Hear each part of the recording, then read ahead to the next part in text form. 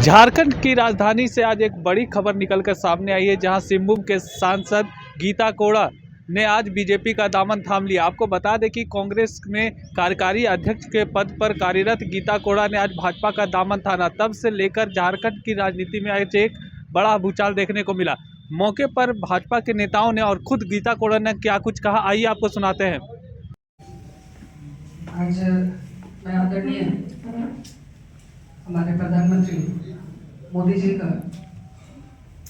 आदरणीय अमित शाह जी का, आदरणीय अध्यक्ष जेपी नड्डा जी का, आदरणीय मुझे हमेशा इनका मार्गदर्शन मिलता रहा है आदरणीय बाबूलाल मराठी जी का, अमर मौर्य जी का, डल्लू माधव जी का, संदीप जी का, तमाम सभी का, पार्टी कार्यकर्ताओं का मैं धन्यवाद करती हूँ और अपनी इस नई शुरुआत के लिए मैं आपका हृदय से आभार व्यक्त करती हूँ। और कांग्रेस को छोड़कर आज मैंने भारतीय जनता पार्टी की सदस्यता ली है। इसके पीछे जो कारण है सब विदित है। जिस तरीके से कांग्रेस ने लगातार देश को गर्त में डाला है, जिस तरह से कांग्रेस तुष्टीकरण की राजनीति करती आई है, एक तरफ तो कहती है कि हम सभी वर्गों को साथ लेके चलेंगे, लेकिन इसके ठीक उलट अगर हम देखें तो किसी को भी साथ लेके नहीं चल रही है, सिर्फ अपना परिवार लेके साथ चल रही है। तो ऐसी परिस्थिति में, क्योंकि हम लोग सार्वजनिक जीवन में हम लोग राजनीति करते हैं और राजनीति का मकसद है जन का सेवा करना, जनता के बीच में रहना। और ऐसे में जहां जनता के हित को दरकिनार किया जा रहा है, पीछे रखा जा रहा है, वैसी पार्टी में बने रहने का कोई औचित्य नहीं था। इसलिए मैंने कांग्रेस को त्याग दिया और भारतीय जनता पार्टी के साथ अब मैं जनता की सेवा करूंगी और मोदी जी के सपनों के भारत में जो भी मेरी भागीदारी होगी मैं उसे करूंगी। बहुत बहुत धन्यवाद आप सबको। सबसे पहले तो आज श्रीमती गीता कोड़ा जी को और उनके तमाम सहयोगी साथियों को पार्टी में स्वागत करते हैं, अभिनंदन करते हैं और हमारी ओर से सबको बहुत बहुत बधाई है, बहुत बहुत शुभकामनाएं। वास्तव में गीता कोड़ा जी के बारे में बताने की जरूरत नहीं है, आप सब लोग जानते हैं। झारखंड के पूर्व मुख्यमंत्री रहे मधु कोड़ा जी, उनकी श्रीमती, उनकी पत्नी है और उस क्षेत्र में लगातार सेवा करती रही। पहले भी 2 बार विधायक वहां से रही है, जगन्नाथपुर से विधायक के बाद फिर सांसद बनी और लगातार काम कर रही है। और इस समय कांग्रेस पार्टी के भी वो कार्यकारी अध्यक्ष भी थी। यानी प्रदेश में जिनकी सरकार हो उस पार्टी को छोड़ करके भारतीय जनता पार्टी में आना, तो स्वाभाविक रूप से हम कह सकते हैं कि आज देश में जो नरेंद्र मोदी जी के नेतृत्व में सरकार चल रही है, उनकी कामों की इन्होंने खुद भी प्रशंसा की और उनके कामों के प्रति जो एक झुकाव और उससे आकर्षित होकर के और पार्टी में योगदान करना और फिर पार्टी को मजबूत करने की दिशा में निश्चित रूप से श्रीमती गीता कोड़ा जी के पार्टी में योगदान से कोल्हान प्रमंडल ही नहीं बल्कि संपूर्ण झारखंड प्रदेश में भारतीय जनता पार्टी को एक नई ताकत, एक नई ऊर्जा और जैसे पिछले लोकसभा चुनाव में भारतीय जनता पार्टी या एनडीए गठबंधन 12 सीटें जीती थी, उसमें से जो 1 सीट नहीं जीते थे उसमें से 2 सीट नहीं जीते थे, उसमें 1 सीट चाहवा से पश्चिम सिंहभूम था और दूसरा राजमहल था। तो अब मैं कह सकता हूं कि निश्चित रूप से आप झारखंड की जो 14 लोकसभा सीटें तो आप भारतीय जनता पार्टी के खाते में आएंगे और मजबूती से हम सब लोग जीत दर्ज करेंगे और देश के प्रधानमंत्री नरेंद्र मोदी जी को झारखंड से 14 लोकसभा सीट हम सब लोग विजय बना करके उनको देंगे। इसमें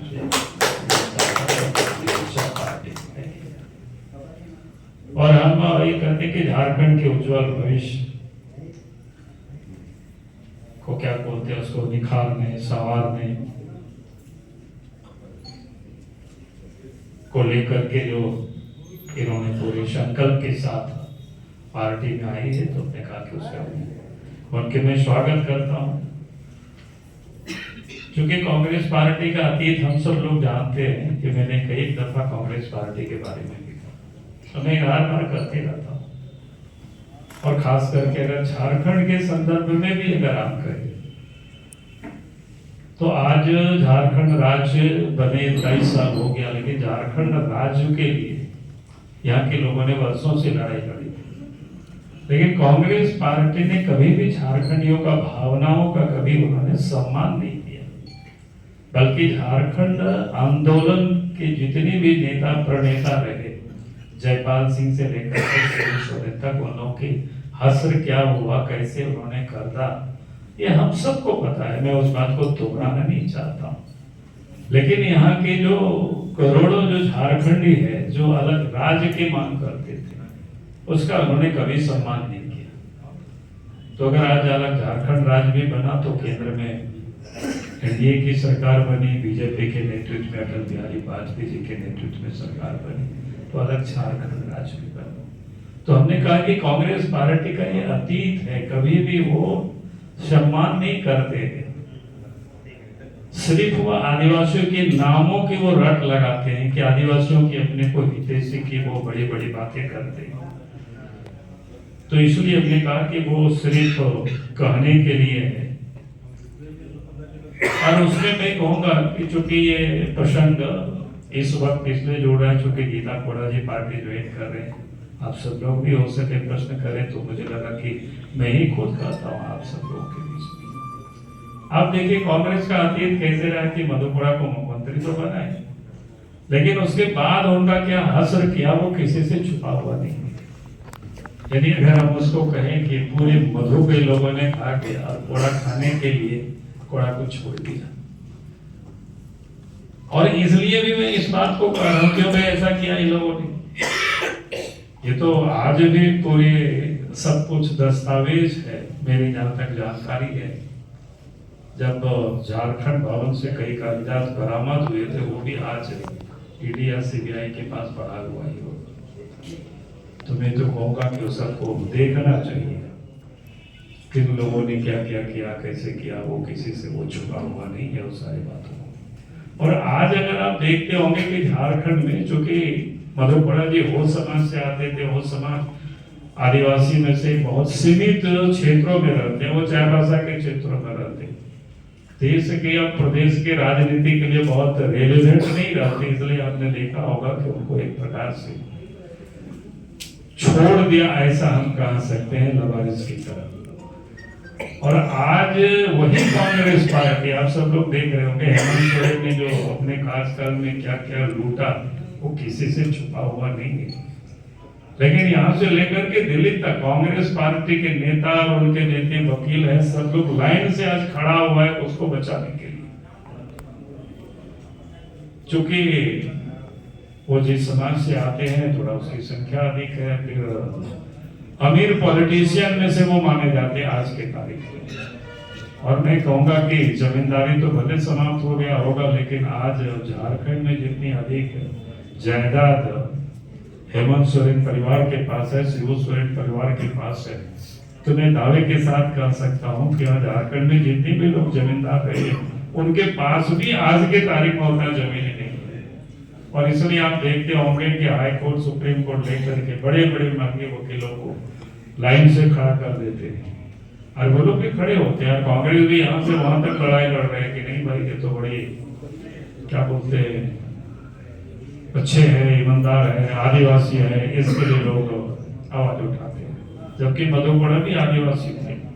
लेकिन चूंकि वो गरीब थे, छोटे ग्रुप की समाज सेवा आते थे, तो इसलिए मुझे लगा कि आज के तारीख में आपके समझ इतनी बात मैं जरूर कर दूं, ताकि आप फिर कोई प्रश्न करें तो मैंने ही आपको अपनी ओर से बातों को कहा है। और मैं फिर से आज विशेष सूचना करते हुए, क्योंकि आज तो इनका एक ज्वाइनिंग का कार्यक्रम था गीता कोड़ा जी का, हम सब लोगों ने कहा था कि भाई आप यहाँ ज्वाइन कर लीजिए, उसके बाद फिर पश्चिम सिंहभूम में हम लोग आएंगे और फिर वहाँ बड़ा कार्यक्रम होगा और आज से आप जा करके क्षेत्र में ये काम करेंगे। और इसलिए हमारे ओर से इतना ही आज करना विशेष घोषणा करते हुए मैं अपनी बातों को समाप्त करता हूँ। बहुत बहुत धन्यवाद। संकल्पना प्रधानमंत्री जी ने दिया है और इस बार 400 के पार जा करके मोदी जी को प्रधानमंत्री बनाना है। 370 की सीटें जीतनी है और झारखंड उस लक्ष्य को पूरा करने के लिए आदरणीय प्रदेश अध्यक्ष और हम सबके नेता बाबूलाल मरांडी जी का संकल्प कि 14 के 14 लोकसभा में कमल खिलाना है। इस दृष्टिकोण से सिंहभूम की जो सीट, चाईबासा की जो सीट पिछली बार 2019 में बाकी रह गई थी, उस सीट से आप सांसद हैं, पूर्व विधायक भी रहे हैं, प्रदेश के कांग्रेस कमेटी के उपाध्यक्ष भी रही हैं। सारे पदों से कांग्रेस से त्याग पत्र देकर के मोदी जी की गारंटी पर भरोसा करते हुए और 2047 के विकसित भारत की जो यात्रा प्रारंभ हुई है मोदी जी के नेतृत्व में, उसमें अपनी महत्वपूर्ण भागीदारी निभाने के लिए कोल्हान समेत पूरे झारखंड प्रदेश में आप एक अच्छी वक्ता हैं, अच्छी नेतृत्व करता है। आपने विधानसभा में भी और लोकसभा में भी अपना प्रतिनिधित्व जनता के लिए अच्छे से रखा है। आज आपने कांग्रेस छोड़ करके भारतीय जनता पार्टी के विश्व की सबसे बड़ी पार्टी का दामन थामा है। हम सब लोग भारतीय जनता पार्टी परिवार में आपका स्वागत करते हैं, अभिनंदन करते हैं। इस अवसर पर ज्वाइनिंग कमेटी के सदस्य अपने ढोलदार और संदीप जी विशेष रूप से उपस्थित हैं। इस परिवार में और उस संकल्प में यहाँ देश को 2047 में विकसित भारत बनाना है, उसके एक ब्रांड एम्बेसडर के रूप में मोदी की गारंटी को आगे बढ़ाने के लिए गीता जी का पुनः एक बार अभिनंदन, स्वागत।